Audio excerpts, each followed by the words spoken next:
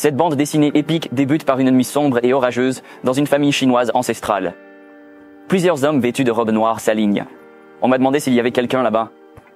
La pluie incessante avait formé une large mare d'eau. Sous la pluie se tenait un enfant sale. Il se tenait devant l'homme en robe noire. La façon dont il se tenait là était inquiétante. Un homme aux yeux rouges regardait attentivement le garçon, tout en se demandant comment quelqu'un pouvait vivre dans le Marshall College fermé. Il appela le garçon un jeune guerrier et demanda la permission de passer la nuit pour échapper à la pluie. Le garçon les observa. Il se demandait qui étaient ces gens.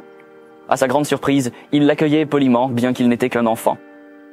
Peut-être pensait-il que ces gens le voyaient comme un jeune prêtre taoïste qui veillait sur l'académie de retraite. Il les a salués pensant qu'ils n'étaient probablement pas de mauvaises personnes. Il a expliqué qu'il s'était aussi installé à l'académie fermée il y a quelques années, permettant à ces gens de rester où ils voulaient. Cependant, il a indiqué le pavillon qu'il utilisait et leur a dit d'utiliser d'autres endroits. En dehors de cela, les hommes ont remercié les jeunes guerriers pour leur hospitalité. Le leader a ordonné à tout le monde de ne pas s'approcher du pavillon des jeunes guerriers et de se cacher ailleurs. Il leur a demandé s'ils comprenaient et chacun a répondu qu'ils étaient allés trouver leur espace. Le garçon lit les mots sur leur robe qui disaient « Done ». Il se demande s'ils viennent tous de la même famille. Il était curieux de savoir comment ils étaient, mais il avait des choses plus urgentes à faire maintenant. Il entra dans son pavillon. Il est occupé parce que c'est l'heure du dîner pour les enfants. L'humeur sérieuse change quand nous voyons le garçon heureux. Voici notre personnage principal et je parie que vous allez adorer. Retour à la rétrospective. Il a chaleureusement accueilli tout le monde pour dîner. Il y a un grand récipient de peau.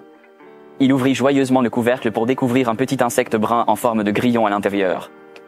Le garçon a dit qu'il était en retard, donc les insectes doivent de mourir de faim. Il a ouvert une autre boîte. Il contient cette grande araignée mignonne appelée tigre de terre noire, une tarentule originaire de Hainan, en Chine.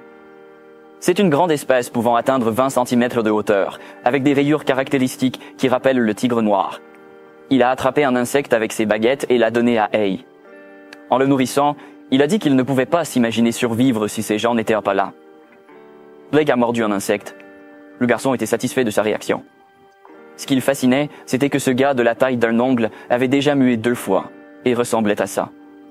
Il était réellement heureux que Blake en ait enfin assez. Le prochain garçon commence à ouvrir un tiroir. Il montre un lézard orange avec des rayures blanches. C'est spécifiquement un gecko de la grotte. De même, cette espèce indigène se caractérise par des rayures sur le corps et la queue. Le garçon a dit que c'était difficile à obtenir parce qu'il n'avait pas d'argent dans sa vie antérieure. Mais s'il sortait maintenant, il pouvait les trouver n'importe où. Sa vie était remplie de plaisir de les regarder. Il nourrit des geckos et se fait mordre en criant fort. Il agita ses doigts pour le débarrasser, mais il mord quand même. Ce moment est aussi un rappel de ce qui est arrivé à notre maître de cérémonie avant tout cela. Ainsi, bien avant d'entrer dans ce corps particulier, il avait été un streamer à succès, attirant 1 million d'abonnés. C'est un biologiste professionnel nommé Spicy Fabry. Son contenu principal est les insectes venimeux et les animaux venimeux. Le problème, c'est la diffusion en direct qu'il a organisée pour célébrer l'atteinte du 1 million d'abonnés. Les 10 serpents venimeux les plus dangereux au monde, l'un des plus dangereux, le mamba noir, est considéré comme le plus agressif et le voyage en Afrique pour le trouver est sa mort. Il dit à son public qu'il n'en a pas et qu'il n'est pas facile à trouver. Il décida de se reposer et de retrouver. Les spectateurs lui disent qu'ils l'attendent. Il est vraiment trop fatigué pour le chercher dans le chat. On craint qu'il soit dans sa maison et qu'il puisse se faire mordre. La mamba noire, qu'il ne trouvait pas, se recroquevillait sur le dessus du réfrigérateur. Il a été mordu instantanément à la télévision en direct et notre enfant est mort immédiatement. Retourné dans le présent immédiatement. Il fit la moue, pensant que c'était après coup qu'il avait tenté de le chercher. Dans le même temps, le vieil homme en robe noire se tenait devant la porte du pavillon. Il frappa à la porte et appelle le jeune guerrier.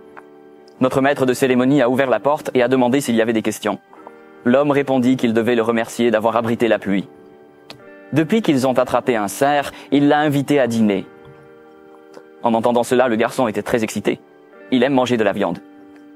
Pendant tout ce temps, la seule viande qu'il pouvait manger était des serpents et des lézards. Il accepta joyeusement l'invitation et est allé là où les autres s'étaient allés.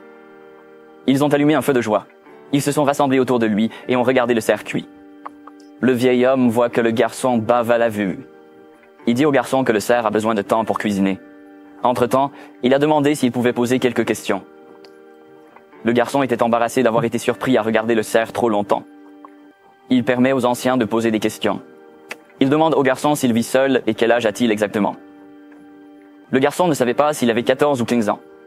Le garçon a décidé d'inventer une histoire, comme quand il s'était accidentellement cogné la tête quand il était enfant. C'est pourquoi il ne s'en souvient pas grand-chose.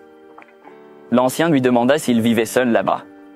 Il a répondu que oui, car il n'avait aucun talent. Il attrapait simplement des serpents et vendait leur peau pour gagner sa vie. L'aîné ne pouvait pas croire qu'il allait faire quelque chose d'aussi dangereux. Il répondit qu'il s'y est habitué. Quelqu'un leur a apporté la partie cuite pour qu'ils puissent en manger d'abord. Un vieil homme dit que le jeune guerrier doit avoir faim. Il remercie les anciens. Le garçon dit qu'il n'a pas mangé de viande depuis longtemps. Il mordait de la viande et avait l'air heureux. Dans son cœur, il pensait que c'était le bonheur. Le vieil homme le regarda avec plaisir. Ils ont dit au garçon d'écouter pendant le repas. Le vieil homme a révélé ce qu'il cherchait et a demandé au garçon s'il avait vu quelque chose d'étrange. L'aîné se demande s'il peut le dire. Le vieil homme aux cheveux blancs dit au patriarche que, puisqu'il devait de l'argent au jeune guerrier, dis-lui, puisque le jeune homme ne le saurait peut-être pas et n'aurait pas d'ennui, car il vivait seul, il ne le dirait à personne. Le patriarche est d'accord avec son père. Il a commencé à parler. Ils sont venus à la recherche d'un mille-pattes couvert de taches bleues. Le garçon fut surpris d'entendre qu'il l'appelait le mille-pattes bleu. C'était énorme, donc il pense que le garçon l'a vu. Le garçon a demandé quelle était sa taille. Le patriarche répondit que s'il était un adulte, il pourrait facilement avaler quelqu'un de la taille d'un jeune guerrier.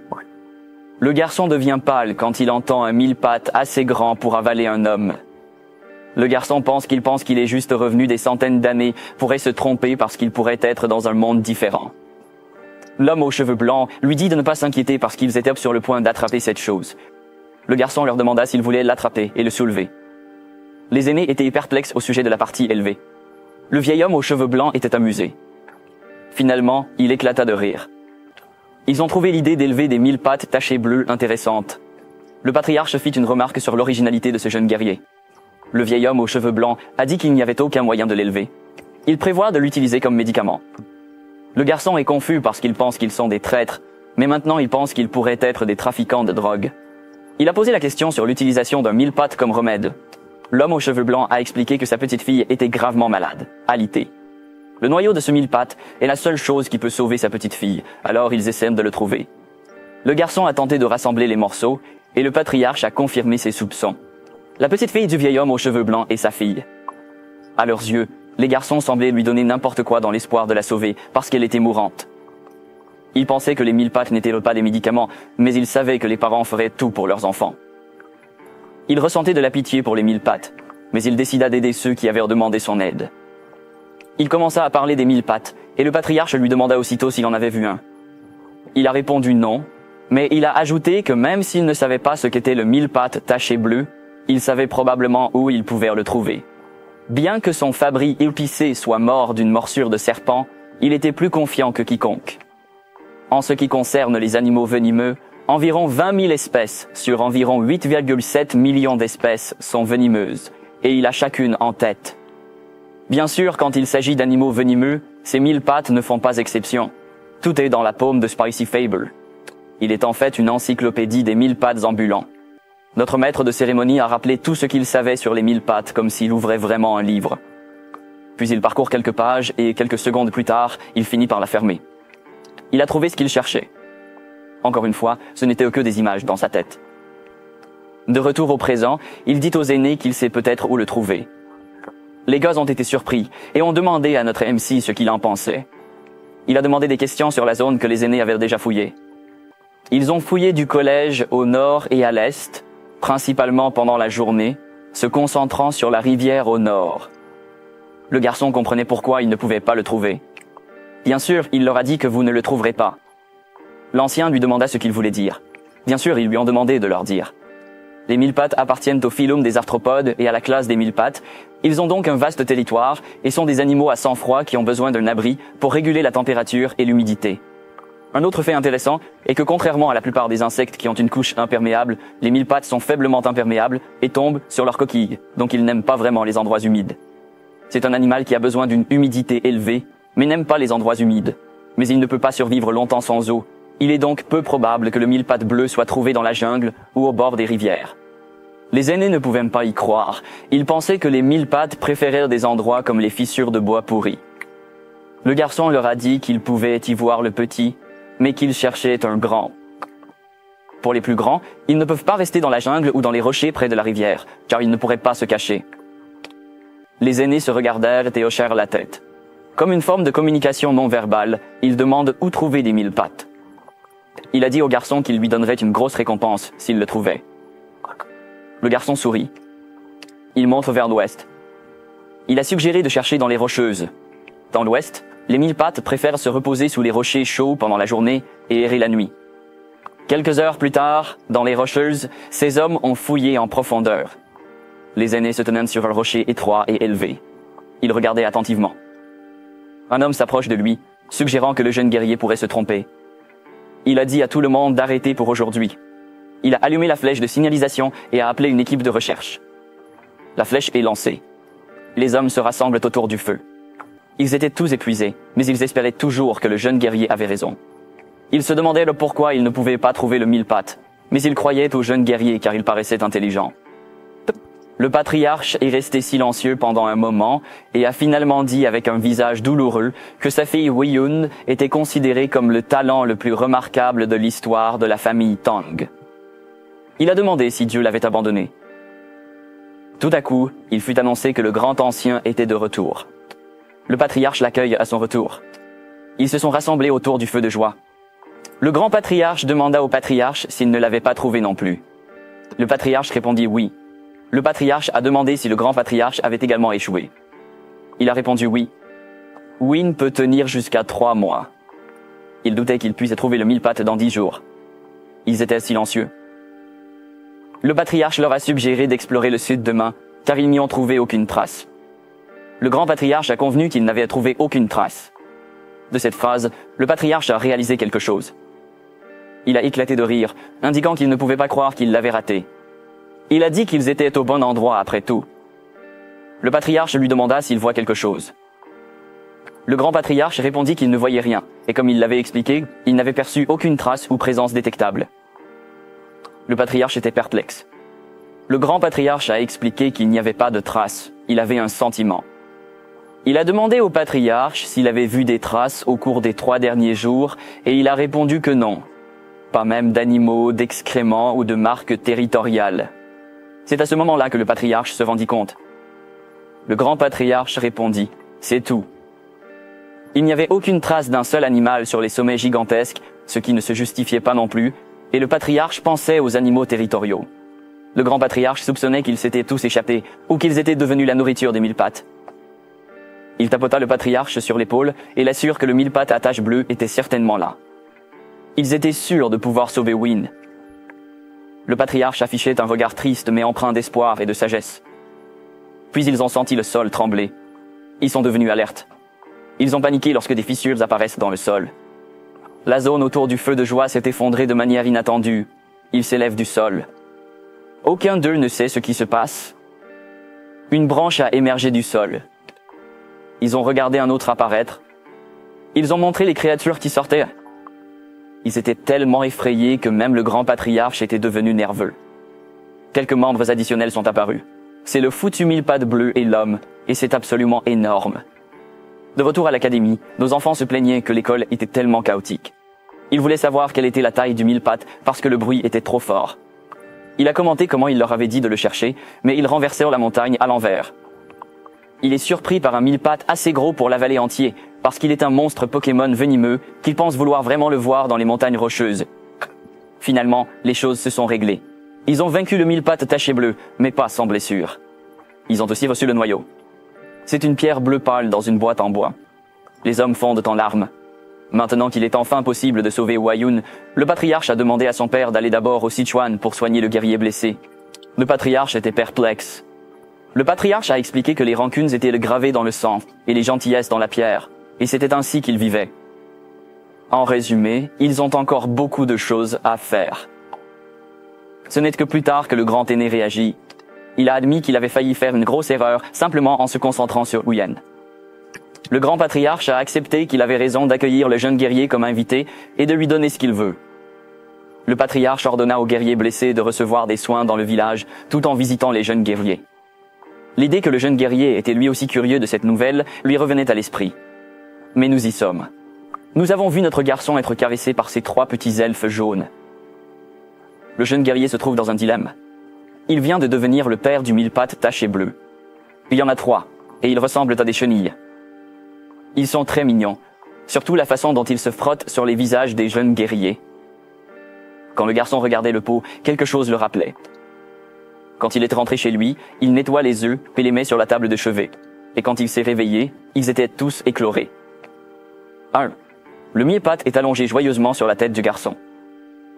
Le garçon le sentait déjà, mais il ne s'attendait pas vraiment à ce qu'il éclore si vite. Il les regarda avec une moue, essayant de l'enlever de son épaule, mais il y avait un problème. Ils s'accrochent à lui parce qu'ils le considèrent comme leurs parents. Retour sur ce qui s'est passé hier soir. Le garçon est très curieux de connaître un nouveau mille-pattes assez grand pour l'avaler. Il se dit qu'il ne serait pas Spicy Faber s'il pouvait supporter ça. Dans la cachette du mille-pattes taché bleu qu'il a trouvé, il l'a cherché et il l'a donné un coup de pied imprudent. Il était en colère parce qu'il ne pouvait pas maîtriser sa curiosité, sa torche tombait parce qu'il avait perdu l'équilibre, mais il poussa un soupir de soulagement. Avec les 3 œufs qu'il a eus, nous sommes tous en sécurité. Heureusement que la pluie a cessé, car autrement il n'aurait même pas eu la chance d'en obtenir un seul. Puis il a réalisé quelque chose, et ce n'était pas le moment. Il se leva immédiatement et se prépare à retourner rapidement nettoyer les œufs. Il met les œufs autour de sa taille et dit à ses œufs d'attendre un peu plus longtemps et qu'il les baignerait bientôt. De retour au présent, même s'il ne pouvait pas voir le mille-pattes bleu vivant, il était heureux d'avoir sauvé les œufs restants. Il demanda au gars de lui laisser de l'espace. Il savait qu'il était inutile de leur fournir de la nourriture, car ils ne mangeraient pas avant 2 mues, mais c'était éprouvant, car il restait toujours collé à son corps. Puis il a pensé à quelque chose. S'il entre dans l'eau, ses gars le laisseront tranquille. Un sourire éclaira son visage quand il décida de prendre une douche. Le petit ne comprenait peut-être pas, mais il tremblait. Quelques heures plus tard, le grand aîné est arrivé à l'académie. Il se dirigea vers le pavillon. Il frappa à la porte et demanda si le jeune guerrier était à l'intérieur, mais il n'y a pas de réponse. Il attendait. Il tendit la main pour la poignée, puis décida d'entrer. Il regarda autour de lui et vit des herbes et des pots, et même des médicaments. Cela lui fit se demander si le jeune guerrier n'était pas un médecin. Comme il pensait que c'était grossier d'entrer dans la pièce sans permission. Il décida de revenir plus tard, mais il entend un bruissement. Cela a attiré son attention. Ça vient de l'un des bocaux. Il se retourna, curieux, et ouvrit la boîte. Il était surpris de voir ce qu'il y avait à l'intérieur. C'est une araignée. Puis son attention se tourna vers le tiroir. Il en tira un et voit un gecko. Il scruta l'environnement et inspecta un autre pot rempli de coléoptères. Mais aussi des œufs et quelques serpents séchés. Il était incroyablement stupéfait de constater que ce jeune guerrier élevait des animaux toxiques, ainsi que leur descendance. Même la famille Tang, qui connaissait bien les poisons, n'en extraisait que le venin. Ils n'ont pas encore trouvé un moyen d'augmenter les œufs. Il pensait avoir sauvé la vie de sa fille par une petite rencontre chanceuse. Mais la vraie chance fut de rencontrer le jeune guerrier lui-même. Le jeune guerrier le voit et l'appela. Le jeune guerrier craignait que le bras de l'aîné soit blessé parce qu'il était bandé. L'aîné a répondu que ce n'était pas grave. Il dit au jeune guerrier qu'il doit lui dire quelque chose, mais il est interrompu à mi-chemin parce qu'il ressent une énergie inquiétante. Il y a eu quelques explosions à l'entrée derrière le garçon. Lentement, le contour d'une tête humaine apparut. Lorsque le corps est révélé, il ressemble à la silhouette d'un ogre. Il a un œil et le côté gauche du visage est brûlé. Le vieil homme poussa immédiatement le jeune guerrier et lui dit de courir. Le jeune guerrier était à la fois surpris et perplexe. Le monstre fit un bruit fort et semblait prêt à attaquer. Puis il a fait un pas. Il bouge rapidement. Il attaque avec ses mains. L'aîné l'a bloqué avec son bras non blessé. C'est vraiment douloureux. Puis le monstre repoussa l'aîné en arrière et le renversa dehors. La poussière volait et faisait tousser le vieil homme. Il toussait du sang aussi. Il décrit le monstre comme étant comparable à son père.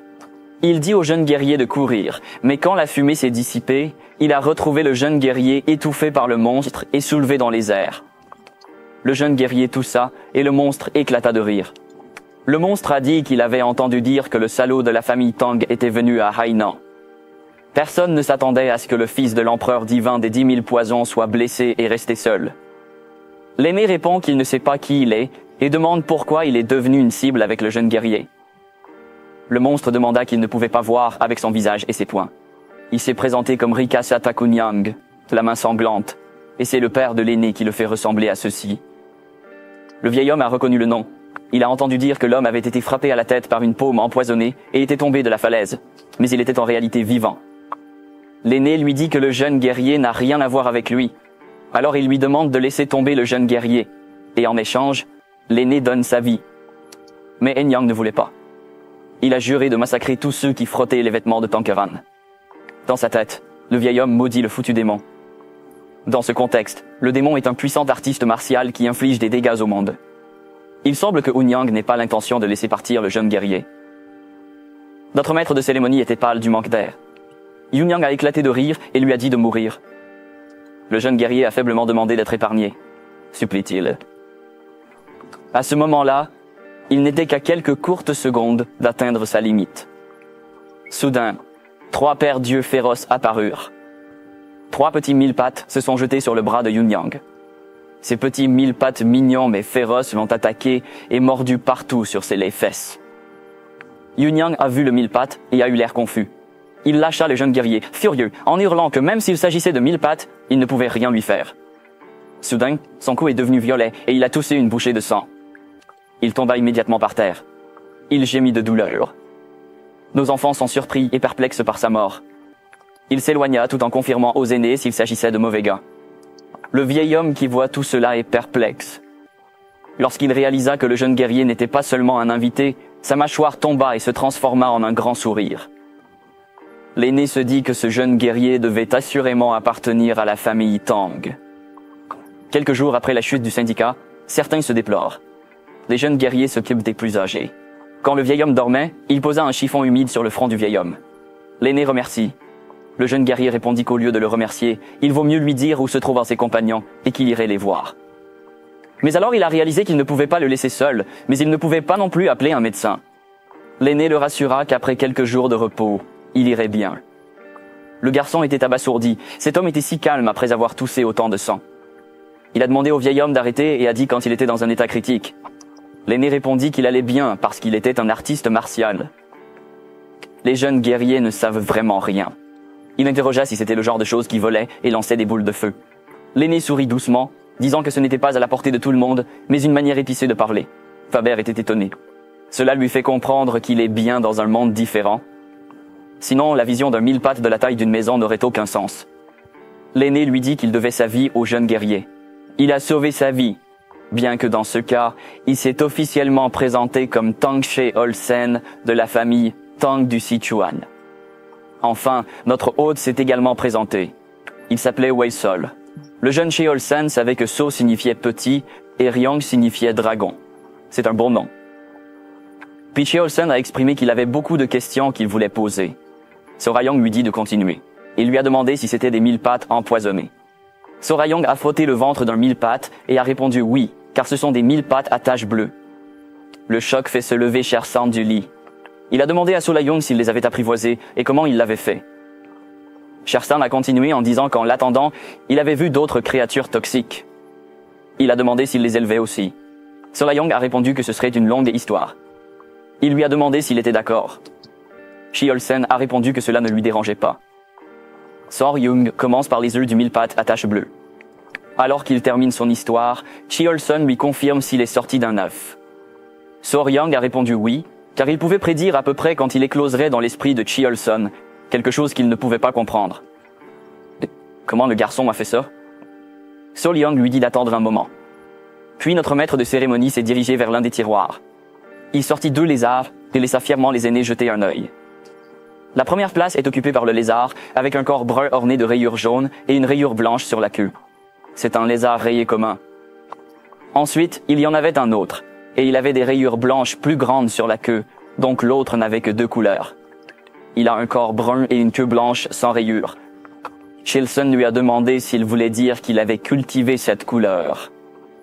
Sol-Young rougit de bonheur et répondit par l'affirmative, affirmant qu'il trouve cela beau. Kilson s'est calmé et a demandé au jeune guerrier s'il comparerait ceux qui étaient hautement toxiques pour créer un plus toxique. Répondit Sol Young. Dans sa tête, il pensait que c'était théoriquement possible. Puis il répondit au vieil homme, expliquant que s'il savait quel poison était le plus fort, il serait peut-être possible. Avant qu'il ait fini de parler, Kilson s'exclama que c'était vraiment possible. Cette forte réaction a immédiatement choqué Sol Young. Kilson lui dit de devenir membre de sa famille tout de suite. Sol Young est dérouté maintenant. Kilson le séduit en disant que s'il rejoignait, il lui enseignerait généreusement tous les arts martiaux et qu'il aurait accès à toutes sortes de potions, d'herbes et de tout poison qu'il voulait. Kilson lui a dit que des gens comme lui pouvaient en même capturer ou élever les 10 meilleurs poisons légendaires des arts martiaux des plaines centrales. Si cela n'était pas suffisant pour toucher le cœur du jeune maître Young, le vieil homme a ajouté qu'il ne s'agissait pas de se vanter, mais de partager l'une des 3 fleurs des plaines centrales. Sa fille, Sol Young, s'écria « Attendez !» Sol Young lui demanda ce qu'il venait de dire. Le fils de la prison est amusé. Il commenta que même jeune, Sol Young restait un homme. Il a continué à parler des fleurs des plaines centrales, mais Sol Young l'a interrompu pour lui faire oublier les fleurs. Monsieur Young a soulevé le sujet des 10 principaux poisons dans les plaines centrales. Il a demandé s'ils étaient aussi magiques que les 1000 pattes tachées bleues. Che Olsen a répondu bien sûr. Il a expliqué que, bien que puissant, le 1000 pattes à taches bleues était classé beaucoup plus bas comparé aux 10 poisons les plus redoutés des plaines centrales. Depuis les scorpions géants aux grenouilles dorées étincelantes, tout ce que Sol Young pouvait imaginer était absent. Che Olsen sourit. Il semble qu'il ait réussi à convaincre Sol Young. Sol Young avait l'air excité, ses yeux brillants. 2 jours plus tard, un membre de la famille Tang fut surpris de découvrir que la main rouge Rokasata Kunyang était apparue. Kilson a répondu qu'il semblait que Unyang se cachait et peaufinait ses arts martiaux. Son niveau est proche de celui de son père. Ce n'est qu'alors que les gens de la famille Tang se sont soudainement rendus compte. Si c'est le chef du clan qui envoie sa mort, peut-être qu'il a atteint l'état des 10 000 poisons. Ils l'ont félicité. Le patriarche a répondu qu'il ne l'avait pas fait. Il leur a dit que ce jeune guerrier était celui qui avait tué Unyang. Les membres de la famille Tang restèrent sans voix. Un homme prit immédiatement la main du jeune guerrier.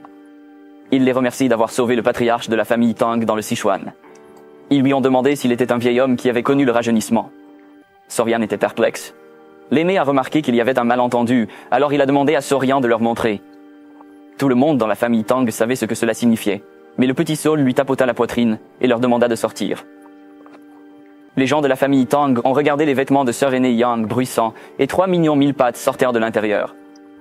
Tout le monde a soufflé en le voyant. Les petits sont sortis. Les gens de la famille Tang savent que c'est un 1000 pattes. Le patriarche a expliqué qu'il s'agissait d'un 1000 pattes à taches bleues et ces petits 1000 pattes se sont débarrassés de Unyang. Ils demandent au sujet du poison. Incroyablement, il a su en apprivoiser un.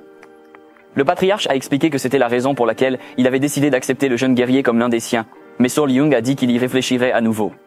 Un membre de la tribu informa Sol Young que c'était une opportunité précieuse. Le patriarche déclara qu'il devait se lever maintenant, car il ressentait qu'il ne fallait pas être en retard.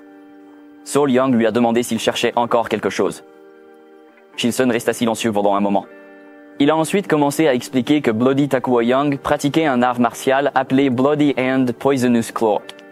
C'est une sombre magie qui requiert du sang humain et de la moelle osseuse pour progresser. Torian trouvait cela vraiment effrayant. Kilson explique qu'Ang Diang, s'il avait laissé des parchemins secrets ou des disciples, ceux-ci devaient être éliminés pour garantir que cet art martial cruel ne renaisse jamais. Et si quelqu'un est pris, ils doivent l'aider aussi. Le patriarche a demandé aux jeunes guerriers s'ils voudraient les aider. Après tout, ils connaissaient bien la géographie de l'île de Hainan. Le visage de Sol Young était sombre. Il y a pensé un moment, rejoindre la famille Tang est une affaire de vie. Si vous y réfléchissez bien, il est sage de vérifier l'ambiance de l'entreprise et le caractère du patron lors d'un stage. Dès que le patriarche s'est senti mieux, Sir Yang a promis de l'aider. Ils sont sûrs qu'il a fait le bon choix. Sor Young a répondu que cela signifiait sauver des vies, alors bien sûr il aiderait dans son esprit. Son plan était de profiter pleinement de cette opportunité et de découvrir quel genre d'endroit est la famille Tang du Sichuan. Après tout, les personnes compétentes interviewent toujours leur entreprise à l'inverse. Il a fallu 3 jours à Kjolson pour se remettre. Ils s'arrêtent dans un village près de l'académie Marshall abandonnée, à la recherche de la base du Rakshasa Takunyang de la main sanglante. Ils ont demandé si quelqu'un avait disparu. Un vieil homme a partagé qu'environ 1 ou 2 personnes disparaissent chaque année dans la jungle, mais il n'y a pas de disparition périodique.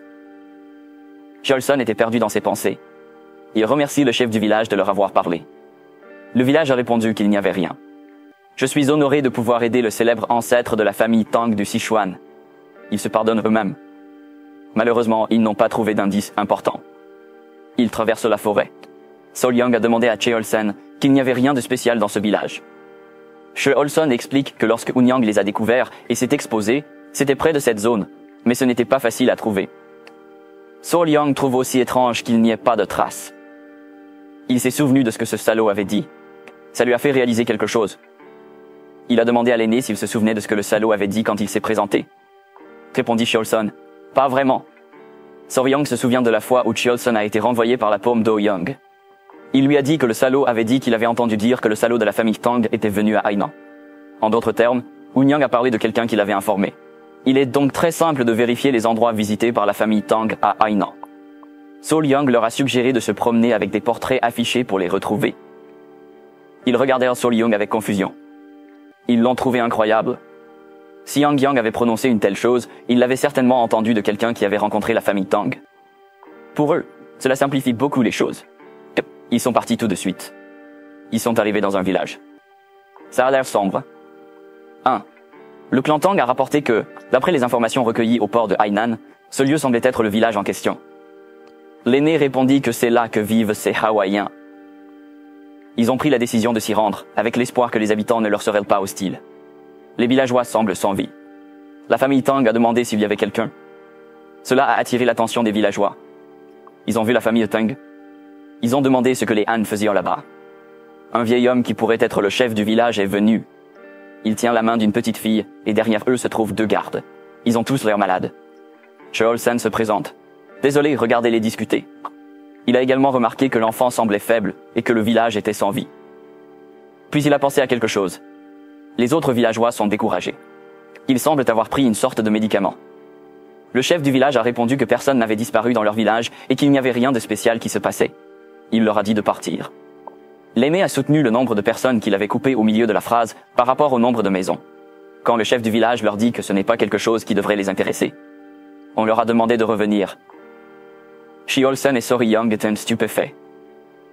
Olson a chuchoté à So-Young, rappelant les mots qu'il avait dit plus tôt, que les habitants d'Hawaï devraient être gentils avec eux. So-Young n'a rien à répondre. Il remarqua à nouveau la petite fille. Elle est dévastée. Tout le monde est surpris. Le chef de village la posa sur ses genoux. Des larmes blanches se rassemblèrent dans ses yeux. Il m'a dit que Kim ne devait pas la quitter parce que c'était la seule famille qu'il avait. Il ne supporte pas non plus de la voir malade. Olson approche le chef du village et lui dit qu'il a appris un peu l'art de la médecine. Il demanda la permission de les aider. Le chef du village a demandé s'il s'agissait de compétences médicales des Zhongyuan. Il a répondu oui. Bien qu'il ne soit pas médecin, il possède quelques connaissances médicales. Il a demandé s'il pouvait voir l'enfant. Le chef du village lui demande de le faire. Puis le chef du village allait dire quelque chose. Il leur dit que la peste se répand dans le village depuis un certain temps, que les enfants meurent et que les personnes en bonne santé souffrent. Olson a dit qu'il essayerait. Le chef du village le remercie. Ils l'ont amené. Le chef du village a grondé les gardes qui se tenaient en là et leur a ordonné de guider le médecin et le groupe à l'intérieur. Ils courent vers la maison. Le jeune homme interrogea un membre de la famille Tang pour savoir si le vieil homme avait aussi des compétences médicales. L'homme répondit oui. Ils partagent les arts martiaux de la famille Tang contre le poison, donc ils sont maîtrisés en médecine. De plus, puisque les arts martiaux nécessitent la connaissance de votre propre corps, il est essentiel de maîtriser certaines compétences médicales. So-Young pensait qu'ils étaient une bande d'assassins utilisant du poison. Ce serait formidable s'ils rejoignaient la famille Tang et apprenaient des compétences médicales au lieu de la terrible technique du poison.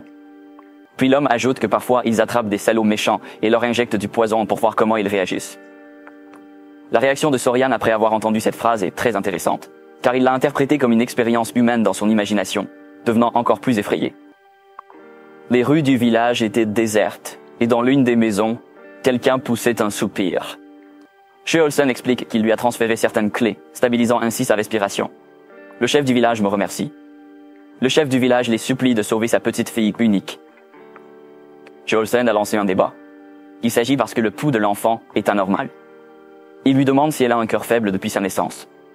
Le chef du village a partagé que cela faisait 6 mois depuis qu'elle avait commencé à tomber malade. À part sa petite fille, d'autres ont commencé à tomber malades. Ils appellent ça une maladie mystérieuse. C'est pourquoi il leur a dit de rentrer. Quand ils étaient à l'entrée plus tôt, Chaeyosan a dit au chef du village qu'il leur donnerait de bons médicaments pour le cœur. Il a demandé aux villageois de se rassembler afin qu'ils puissent essayer. Le chef du village a fondu en larmes tout en le remerciant. Il le remercie sincèrement. So-Young regarda Chaeyosan attentivement. Plus tard cette nuit-là, un membre de la famille Tang s'approcha du patriarche pour lui exprimer sa reconnaissance pour ses efforts dévoués envers les malades. Le patriarche remercie l'ancienne école P. Interrogé sur les symptômes, Chelson a répondu que c'était assez inhabituel. Somnolence, œil gonflé, faible fièvre, pouls irréguliers. Les symptômes varient, et les personnes qui présentent des symptômes graves ont des problèmes cardiaques. Chelson demande où se trouve So-Young, et il répond que So-Young doit être fatigué d'aider et s'endormir. Il l'a laissé dans sa chambre. Chaeyosan accepta car So-Young, les suivant constamment sans connaissance en arts martiaux, devait être épuisé. Chaeyosan décida de le rencontrer. P a proposé de l'emmener. Ils entrèrent dans la chambre et So-Young dormait profondément dans son lit, tandis que les 3000 pattes étaient dans le panier. Chaeyosan jeta un coup d'œil à travers la porte, puis il remarque quelque chose. Dès qu'il est entré, il leva la main vers So-Young. Ses mains étaient lourdes quand il a frappé So-Young. So-Young s'est immédiatement réveillé avec une joue douloureuse. Chilson le regarda. Soudain, So-Young se demanda ce qui lui était arrivé. So-Young l'a quitté instinctivement. Il tenait sa joue douloureuse. Il grinça des dents et sentit la colère monter en lui. Il lui a demandé pourquoi il avait fait cela et se plaignait que cela faisait mal. Le vieil homme s'est excusé et a expliqué qu'il avait un ver sur le visage. Alors il voulait l'attraper. So-Young trouva ça difficile à croire. Monsieur Chilson a demandé des observations. Il voulait le vérifier avant de se coucher, alors il est passé. Cependant, un ver est tombé sur son visage endormi. Il y a beaucoup d'insectes venimeux dans cette région, donc nous avons pensé qu'il serait dangereux de laisser les insectes là-bas. Alors la main de Chilson se leva d'elle-même. Il l'a montré à So-Young tout en disant que c'était un gros bug. So-Young fut surpris de voir cela. Puis il a réalisé quelque chose. Il a confirmé avec Chilson que même si les patients souffraient de diverses maladies, ils souffraient d'arythmie cardiaque. Chilson a répondu que c'était correct. So-Young réalise que la raison pour laquelle la ville est malade est, puis il pointe du doigt vers et dit que c'est lui qui embrasse les vers. Il s'agit d'une espèce de la famille ridovide. Il reçoit son nom parce qu'il suce le sang de la région des yeux ou des lèvres. Ils sont tellement rusés qu'ils sucent du sang plus silencieusement que les moustiques. C'est pourquoi ils sont également appelés vampires ou bugs assassins. Les insectes eux-mêmes ne sont pas toxiques, mais leurs estomacs sont remplis de parasites nocifs. Par conséquent, une fois qu'une personne est mordue, elle peut facilement être infectée par les excréments. Ils causent la trypanosomiase, également connue sous le nom de maladie de Chagas, qui se classe au 7e rang de la liste des animaux dangereux qui tuent le plus d'humains. So-Young a demandé au chef du village si les chiens du village étaient facilement essoufflés ou présentaient des symptômes similaires à ceux des humains. Le chef du village a répondu oui et a demandé si c'était aussi à cause des insectes. So-Young a répondu oui. Il a demandé si cela signifiait qu'il pouvait sauver sa petite fille. So-Young a répondu que c'était possible s'ils avaient les bons médicaments. Cheolsan sourit. Il a demandé ce que Pi pensait. Pi a répondu qu'il pouvait voir la vraie valeur du jeune guerrier. So-Young les voit et se demande ce qui leur arrive. Ils lui ont dit qu'ils étaient de la famille Tang du Sichuan. So-Young semblait ignorer, et Cheolsan répétait encore une fois les mêmes mots dans sa tête. So-Young a demandé et alors? Son regard agacé et perplexe était aussi intéressant. Cheolsan a expliqué qu'il existe quelque chose qui s'appelle du visqueux. Certains disent qu'ils sont des parasites toxiques, d'autres les appellent simplement sorcellerie. Ce sont des insectes de la race maléfique chinoise. Il a ajouté que ces individus nourrissent des vers aux autres, leur infligeant souffrance ou les manipulant pour faire ce qu'ils désirent. So-Young a répondu que cela semblait incroyable. Chelson est d'accord, mais d'innombrables guerriers ont été tués par ces choses collantes, ou forcés de tuer leurs propres enfants, ou forcés de trahir leur famille et de devenir esclaves de ces hommes méchants. C'est pourquoi beaucoup de gens ne ménagent aucun effort pour trouver un antidote contre le visqueux. Il parlait du remède, soit en laissant le mucus sortir du corps, soit en le faisant fondre dans le corps pour le tuer. So-Young commence à réaliser cela. Puis Olson demande si quelqu'un réussit à trouver un remède, qui serait-il? Puis il a dit fièrement que c'était bien sûr la grande famille Tang du Sichuan. Il leur a donc expliqué qu'un remède capable de dissoudre un ascaris de la taille d'un poing dans leur corps n'aurait aucun problème avec un petit verre. Il a montré la boule de fonte de la malédiction. Même un peu de ce médicament suffit. Torian exprime son amusement, mais au fond, il pense à la fantaisie du nom d'un médicament antiparasitaire. Ils ont assuré au chef du village qu'il pouvait sauver sa petite fille. Finalement, les villageois ont commencé à se rétablir un par un, en commençant par la petite fille du chef. Le chef est soulagé. L'accueil chaleureux des villageois est un atout agréable. En voyant leur mine heureuse et joyeuse, il semble que les rumeurs sur leur personnalité optimiste soient vraies. Chilson a déclaré que cela aurait été difficile si Sor Young n'avait pas découvert pourquoi. Étant donné cela, il annonce que toute la reconnaissance revient de droit à Sol Young. Il remercie le jeune guerrier et l'appelle leur sauveur. Bien que les remèdes de la famille Tang guérissent les villageois, Kilson en prend tout le crédit. Voir Sol Young recevoir tous les remerciements rend Kilson satisfait et heureux, comme s'il était celui qui les reçoit. Sol Young a été ému par cette scène. Ils étaient tous heureux et ils jetaient à plusieurs reprises Sol Young dans les airs. Quelques instants plus tard, le chef du village murmura à l'oreille de Kilson leur conversation, à l'entrée du village. Kilson a demandé ce que c'était. Le chef du village est lié au village où la personne a disparu. Kilson se souvint de cela et demanda ce qui se passait. Le vieil homme a dit qu'il ferait de son mieux pour rembourser la faveur. Alors après avoir vérifié jusqu'au bout, une histoire étrange lui a atteint ses oreilles. Parmi les femmes de leur village, une venue d'un autre village lui a raconté qu'il y a quelques années, une tragédie s'était produite dans sa ville natale et que plusieurs personnes du village avaient disparu. Ils pensaient tous l'avoir enfin trouvé. Chilson demanda où se trouvait le village. Le chef du village répondit qu'il s'agissait d'un petit village à l'ouest. « Regardez, ils sont arrivés au village. Ça sent un cadavre. Ils sont au bon endroit. » Chilson a vu quelque chose. Des cadavres, des ordures et des insectes sont dispersés dans la région. Il y a du poison dans l'air. Pi dit à Sor Young de ne pas regarder parce que c'est terrible, mais Sor Young a tout vu. Un homme remarque quelque chose et demande ce que c'est. Il y a une patte de poulet dorée. Il a mangé le cadavre d'un serpent. C'est Ho. Non, je plaisante, c'est un oiseau mystérieux. Il a une queue dorée, et le violet, le rose et le noir dominent son corps. Ça a l'air magique. On ne pouvait plus le laisser humilier les morts, alors il attrapait une pierre, puis il la jetait sur l'oiseau. Johnson essaie de l'arrêter, mais il est trop tard. L'oiseau n'a pas été frappé, mais ils ont certainement attiré son attention. L'homme était en colère, mais Johnson posa sa main sur son épaule et lui dit que quelque chose n'allait pas. L'oiseau a déployé ses ailes. Ça dégage des miasmes dans l'air. Sol Young est profondément surpris qu'il ait réussi à fondre le squelette. Quelqu'un a attrapé la bouche de Sol Young. Tout en tenant la bouche et le nez de Sol Young, Chiolsen ordonna à tout le monde de s'enfuir. Cette bête est un vrai démon. Le nom signifie littéralement « oiseau à plumes venimeuses ». Après cette rencontre, le groupe est en sécurité. Ils se sont rassemblés autour de Chilsan. Chilsan raconte que lorsqu'il déploie ses ailes, il mesure 5 pieds de large, a une pointe de bec bronzé et est recouvert de plumes violettes. Quand il libère sa colère et déploie ses ailes, tout autour de lui devient noir et meurt, se transformant en poison. Sur sa tête, il a une couronne dorée, une véritable présence royale. C'est ce qu'on appelle le gène. Ou le général Yao. Sol Young a une idée, et son œil est plein d'enthousiasme. Lorsqu'il a demandé s'il était l'une des 10 créatures les plus venimeuses, Chelson a répondu oui. Ceci, explique-t-il, occupe le sommet de la géante créature venimeuse, connue sous le nom de Genyo, connu comme le roi de tous les venins. Sol Young était tellement excité que même les insectes venimeux et les serpents venimeux de la terre étaient plus mignons que lui. Sol Young pense à la façon dont les armes biologiques parcourent son monde actuel. Il semble que des serpents venimeux l'aient tiré là-bas, mentionna Cheolsen. On dit que la mouette Jenny ne mange que la tête des serpents venimeux.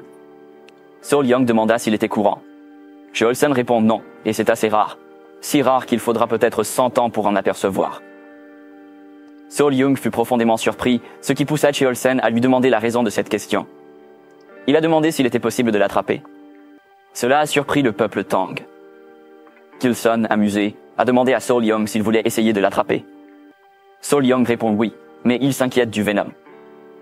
Kilson sourit, il comprenait que Sol Young était intéressé par les 10 créatures hautement toxiques. Si c'était le cas, il lui a dit qu'il y avait un moyen. Sol Young est surpris. Kilson lui a dit que s'il maîtrisait les techniques de poison de la famille Tang, il serait invulnérable à tous les poisons et serait capable de résister au venin de Ren Yao. Ce n'est qu'avec les arts martiaux de la famille Tang qu'il pourrait résister aux poisons du monde. Xiaoxian était rusé et il a renoncé à leur déclaration, selon laquelle il ne transmettait pas la technologie de leur famille aux étrangers. Même si vous voulez l'aider à devenir le chef du clan, vous ne pouvez pas enfreindre les règles. Sorian a demandé avec impatience s'il pouvait l'apprendre s'il devenait membre de la famille. Il a également demandé s'il devenait immunisé au poison, serait-il vraiment capable de résister au venin du démon racine? Chiozen a répondu que bien sûr, si Sor Young était d'accord maintenant, il n'hésiterait pas à lui enseigner et s'assurerait de prendre soin de son don. Il a ajouté que si Soryang hésite trop longtemps, il hésitera aussi. Soryang a ressenti la pression, puis il a annoncé qu'il le ferait et deviendrait membre du clan. Il lui a dit qu'il attendait avec impatience ses conseils. Il l'appelle maintenant patriarche et non aîné. Avec un sourire ludique sur le visage, l'homme rusé répondit comme s'il n'avait pas séduit Soryang à son accord. Sheolson a dit à Soryang qu'à partir de ce moment-là, il a toujours fait partie de leur famille. De retour à l'endroit de la pourriture, j'ai vu les traces de la main sanglante de Rakshasa Takunyang dans une grotte. Et des pas.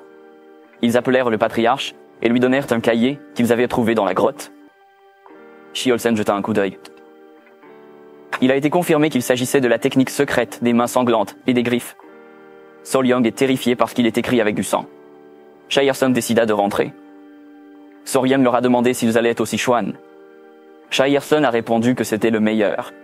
Maintenant qu'ils ont acquis le noyau de 1000 pattes taché bleu et obtenu le manuel, Torian demande s'il peut aller à l'académie parce qu'il veut libérer son ami. Sheolson a accepté, car Torian avait aussi besoin de ranger ses affaires.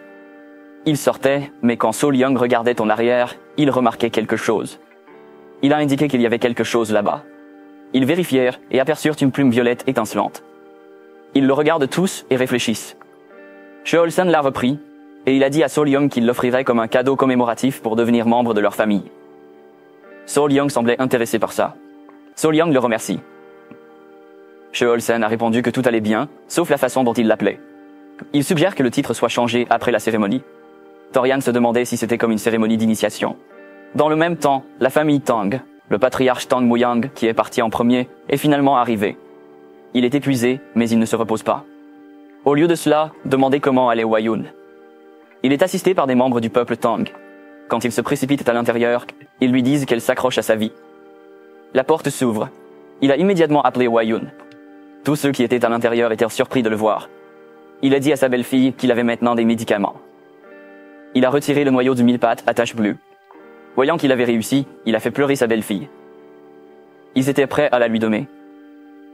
En regardant son expression douloureuse, Mousson devient triste. C'était un appel rapproché. Il était heureux d'être rentré. La belle-fille l'encourage à donner le médicament immédiatement. Musion a fait avaler sa petite fille. Une lumière bleue l'entourait. Musion pose un doigt sur sa main et vérifie son pouls. Ils veulent tous qu'elle ouvre les yeux. Ils la regardent en attendant. Pendant ce temps, Soryang avait l'air groggy. Il a entendu dire que les plaines centrales étaient vastes, mais il ne s'attendait pas à ce qu'il y en ait autant. Prenez un navire de Hainan jusqu'à Hangzhou, puis traversé par Nanjing. Après un long et épuisant voyage d'1 mois et demi, ils atteignirent enfin le Sichuan. Dans la résidence de la famille Shinkawa Tang, Pi annonce joyeusement à Soryang que c'est la famille Shinkawa Tang. Soryang ouvrit la bouche. Ils se tiennent à l'entrée. Ils lui ont dit que la montagne appartenait à la famille Tang du Sichuan, donc la montagne était appelée la montagne de la famille Tang. Soryang a avalé et a tout mangé. Immédiatement, les personnes de la famille Tang sont sorties successivement pour les accueillir. Soryang a été choqué.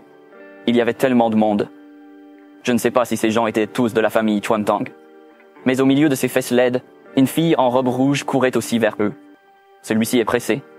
Elle a appelé son père, c'était Win. Elle était heureuse de revoir son père et fondait en larmes. Pendant ce temps, notre garçon Soryang est envoûté. Le fils froid est heureux de voir sa fille vivante. Tout en lui présentant ses excuses, elle la serra fort dans ses bras. Soryang ne comprend pas sa beauté. Il avait eu une relation avec une personne célèbre dans une vie antérieure, mais il n'avait jamais vu quelqu'un d'aussi radieux. Chilson dit à Soryang qu'il a quelqu'un qu'il aimerait lui présenter. Chilson lui présente sa fille Huyen. Torian fut abasourdi. Il a demandé à Olson si c'était ce qu'il avait dit avant. Sorian a dit que c'était quelque chose à propos des mauvaises herbes, ou de l'herbe qui a éveillé la mémoire de Cheolsen, et a dit que c'était à propos des fleurs. Pourquoi? Dans Blush, Cheolsen dit à Torian que la fille à ses côtés est la fleur que Torian a balayée. Torian resta sans voix. Il se souvenait de leur conversation au sujet des fleurs, embarrassé. À ce moment-là, notre maître de cérémonie a su qu'il avait foiré. Il n'aurait jamais imaginé qu'il renoncerait à la chance de posséder son propre beau manteau. La fille unique de la famille Tang dans le Sichuan est également appelée Poison Flower Tang Wayun. Elle porte un bagage émotionnel que personne ne connaissait depuis son enfance. Elle a entendu des vieillards parler d'elle. Ils ne pouvaient pas être sûrs de son talent, mais elle était suffisamment belle pour être appelée l'une des 3 fleurs de Murim. Ils ont parlé qu'elle avait un gendre approprié. Un autre vieil homme a mentionné qu'il avait dit au patriarche de prendre une deuxième femme, mais le patriarche a refusé et il ne comprenait pas pourquoi. Lorsque Uyun a entendu cela, il a su que ses parents avaient raison. Elle voulait montrer aux aînés de la famille en montrant ses talents dans les arts martiaux de la famille. Elle voulait montrer qu'elle pouvait faire beaucoup pour la famille, même si elle n'était pas un homme. Mais la précipitation fait du gâchage. Si une personne est impatiente, elle se perd. Cette impatience amène les démons qui, à leur tour, conduisent à la déviation critique. Ensuite, nous voyons Win se réveiller. Et c'est le moment où le grand patriarche, sa mère et 2 autres personnes entourent son lit. Sa mère semblait soulagée. Maintenant, elle est en sécurité. Les larmes coulaient dans les yeux de Wian. Elle pleurait et s'excusait auprès de sa mère. Elle voulait être utile à la famille, mais elle a perdu toutes ses clés intérieures. Son grand-père répond et appelle ses enfants. Il lui demande si elle fait cela parce qu'elle se sent mal de faire souffrir son père et son grand-père. Il a souligné comment elle avait atteint le niveau des 100 poisons qu'elle voulait désespérément.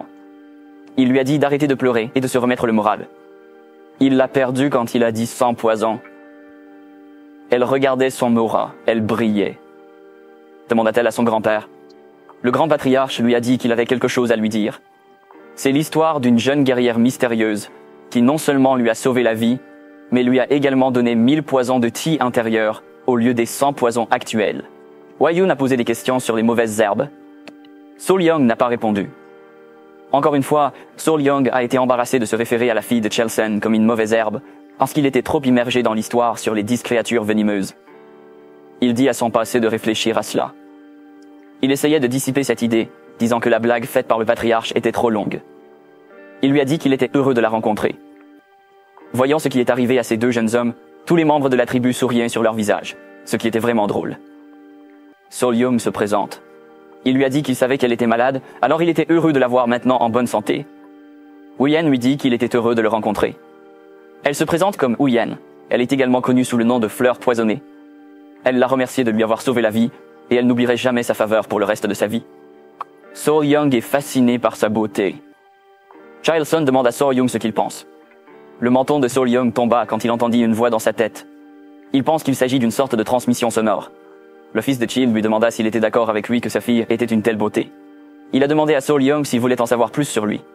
Un moment plus tard, So Young se repose dans une grande baignoire. Les 1000 pattes dormaient paisiblement dans leur panier.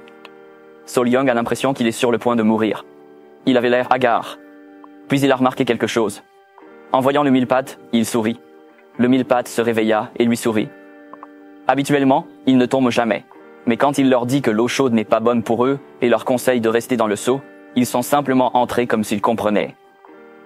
Ils trouvent ça mystérieux. Comme s'ils pouvaient le comprendre. Kilson dit qu'ils réagissent aux intentions meurtrières. Les 2000 pattes se réveillent maintenant et le regardent. Il leur dit qu'il était embarrassé qu'il continuait à regarder son corps nu. Puis 2000 pattes se cachent dans un seau. Sorian s'amuse. Il se souvient que Pli avait dit que les 1000 pattes étaient des créatures spirituelles. Il a pris une note mentale de ce qu'est une créature spirituelle. Plus tard, il y réfléchit. Il ne pouvait pas se calmer à cause de ce que Kilson avait dit. Il savait qu'il devait partir le plus tôt possible. Dans un autre pavillon, la famille est assise autour d'une table. Il y avait le grand patriarche, le patriarche, sa femme et sa fille. Kilson annonça à tous qu'il donnerait la chambre de Leylet au jeune guerrier. Cette chambre est l'une des chambres d'un couple dans une maison traditionnelle chinoise. Le grand patriarche a demandé « Le jeune guerrier a-t-il vraiment un tel talent ?» Le patriarche répondit que oui, il pensait qu'ils étaient accidentels, mais que son aide n'était pas une rencontre heureuse, mais l'homme lui-même. Il a expliqué que non seulement sa connaissance des créatures toxiques était extraordinaire, mais qu'il avait même tué Wu Yang. De plus, il a également rencontré une bête spirituelle légendaire comme l'oiseau à plumes venimeuses. De plus, les œufs du 1000 pattes à taches bleues ont également éclaté lui-même. Le patriarche a dit que le patriarche avait trouvé un tel trésor. Leur attention s'est tournée vers Yeon. Chelson dit à sa fille qu'il veut épouser le jeune guerrier comme gendre. Il lui demanda ce qu'elle pensait à ce sujet. Léon réfléchit à ce que cela signifiait. Puis elle réalisa qu'elle était silencieuse.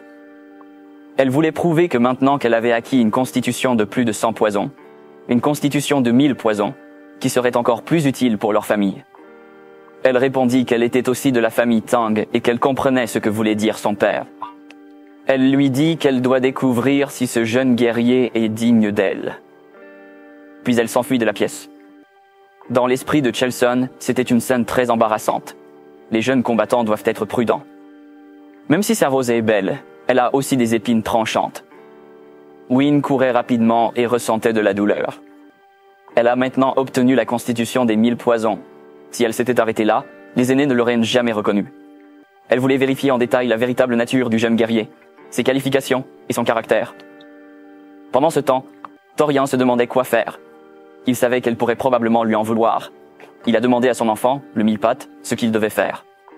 Soudain, Huyen apparaît, ce qui le surprend. Elle est vraiment jolie. Les gars, ce style artistique m'a vraiment foiré. Ça me rappelle quelqu'un dont je ne peux pas nommer. Quoi qu'il en soit, retour à la rétrospective. Elle lui a demandé de nous excuser, elle était pressée. Elle lui a demandé la main, et il lui a donné, comme un chien a donné une patte à son humain. Puis il rougit. Il lui dit qu'il ne sait pas pourquoi elle est si pressée, mais il suggère de faire ces choses après qu'ils se seront rapprochés. Lorsqu'on lui demande de quoi il parle, il est timide et dit qu'il y a un ordre dans de telles choses. Puis elle a soudainement compris. Quand elle le corrige en disant que ce n'est pas ce qu'elle voulait dire, tout son visage est devenu rouge comme une tomate. Sol Young savait que les choses n'étaient pas ce qu'il pensait et se sentait froid et déçu. Un silence embarrassé eut lieu. Ryan soupira. Elle précise encore que ce n'est pas ce qu'il pensait. Elle voulait juste vérifier son pouls. Elle suppose que c'est parce qu'elle lui a soudainement demandé en mariage qu'il a mal compris. Sol Young avait honte. Elle s'assit à côté de lui et s'excuse pour son apparition soudaine et son comportement grossier. Elle lui dit qu'il est encore jeune, pas encore adulte, mais très attentionné. Elle compte donc lui expliquer ce qui s'est passé. Elle commença à expliquer pendant que Sol Young écoutait attentivement. Selon ce que Sol Young a entendu, il pensait que c'était une œuvre médiévale. En tant que seul descendant direct, Huayun est constamment confronté aux intrigues des familles branchées. Par conséquent, pour assurer la continuité de la famille, les aînés ont l'intention d'introduire un gendre très compétent. Ils ont même réfléchi à l'impact du rôle de Sol Young dans la famille s'il rejoignait la leur. Huayun s'est excusée à l'avance car elle avait quelque chose à confirmer. Elle lui a dit qu'elle n'avait pas l'intention de le traiter mal même si les choses ne se passaient pas bien. Elle le considérait comme son bienfaiteur, donc naturellement, elle voulait le traiter comme un invité, ou presque comme un frère promis. Sol Young tendit la main. Il lui a dit qu'il comprenait ce qu'elle voulait dire, de sorte qu'elle était libre de confirmer tout ce dont elle avait besoin. Elle l'observa. Elle lui prit la main et la posa sur son pouls. Une aura bleue commença à dégager autour d'elle. Elle a expliqué que les arts martiaux de la famille Tang ne pouvaient pas être appris par tout le monde. Certaines personnes pouvaient accepter la toxine dans leur corps et maîtriser les techniques de la famille Tang, tandis que d'autres ne pouvaient tout simplement pas. Par conséquent, les techniques empoisonnées de la famille Tang doivent progressivement s'adapter au poison à mesure que la force interne augmente. Ce n'est qu'en les acceptant qu'on atteint la maîtrise. Il y a une larme sur le poison. Au début, il y avait 5 poisons, puis 10 poisons, 100 poisons, 1000 poisons, et enfin 10 000 poisons. Heureusement, le corps de Sol Young est capable d'apprendre la technique du poison. Cependant, ce ne sont que 10 poisons. Cela signifie que son corps ne peut traiter que 10 toxines. Avoir le corps des 10 poisons est déjà remarquable, surtout pour quelqu'un qui n'est pas issu de la famille Tang. Sol Young était abasourdi. Huayun a continué à dire qu'en termes de compétences générales, cela ne peut être que le niveau d'un guerrier de première classe. C'est le plus haut niveau qu'un homme sans talent particulier puisse espérer atteindre. Elle a décidé de partir. Il l'a envoyé parce que Young pensait qu'il avait un corps empoisonné. Il devint pâle, réalisant que cela pourrait signifier qu'il ne pouvait pas rattraper le Gémeaux. Pour Sol Young, c'est une affaire sérieuse. Quelques heures plus tard, quelqu'un est sorti de la baignoire. C'est Huayun, mec, quel service de fan. Elle a remarqué que depuis que le noyau du mille-pattes à taches bleues a été enlevé, son corps dégage une odeur étrange, et c'est vrai. Même si elle se lavait plusieurs fois par jour, elle s'habillait. Elle se demande si c'est une sorte de punition pour l'ingratitude de celui qui lui a sauvé la vie. Notre enfant Sol Young dort dans un rêve. Il parlait à quelqu'un qui lui avait dit à quel point elle appréciait sa gentillesse. C'est de Huayun. Il a demandé s'il rêvait. Huayun a répondu que cela pourrait ressembler à un rêve, mais ce n'était pas le cas. Huayun à l'intérieur explique qu'elle a emprunté l'apparence de la jeune fille qui avait dévoré son alchème intérieur afin de ne pas l'alarmer. Elle se présente comme la mère de toutes ces créatures. Torian, le mille-pattes à taches bleues, ne peut pas suivre les 3 petites filles pour s'approcher de lui. Il déduit que ces 3 étaient ses enfants. Il lui demanda comment elle est apparue dans son rêve. Elle explique qu'elle a été assassinée sans pitié, laissant derrière elle ses enfants, que son ressentiment a atteint le ciel et que son esprit a erré au fond de son cœur. Elle ajouta que tout en maudissant à l'intérieur de la jeune fille qui dévorait son noyau, il y avait aussi l'occasion de dissoudre le ressentiment et de la laisser apparaître de cette façon dans ses rêves. Tout parce qu'il a amené tous ses enfants. Sol Young savait dans son cœur qu'en fin de compte, c'était lui qui avait révélé sa position. Il ne voulait pas le faire exprès, mais il a fini par être impliqué dans la mort du mille-pattes taché bleu. Il la regarda. Elle a demandé à son bienfaiteur si elle pouvait accéder à une demande. Il a répondu oui et a promis de répondre à toutes ses demandes. Elle lui a demandé de s'occuper de ses enfants jusqu'à ce qu'ils soient pleinement adultes. Sol Young est perplexe, car le mille-pattes devrait devenir indépendant après 2 mues de sa mère. Elle a affirmé que cela pourrait être vrai pour les plus petites espèces, mais qu'elles étaient différentes. Elle explique que jusqu'à ce que les descendants de son espèce ne soient décortiqués 2 fois, il reste dépendant de la clé qui s'écoule du noyau maternel. Il continue à croître en se nourrissant des noyaux d'autres êtres vivants. Cela amène Sorian à se demander, puisque Wyong consomme le noyau, est-ce que cela signifie que le bébé doit rester avec elle? La mère mille-pattes lui a dit qu'il avait besoin de comprendre la situation. Elle a mentionné qu'elle avait maudit la jeune fille auparavant à cause de son cœur. Le corps de la jeune fille émet une mauvaise odeur. Elle entend s'assurer qu'aucun homme ne s'approche de la fille et l'empêche d'avoir un bébé.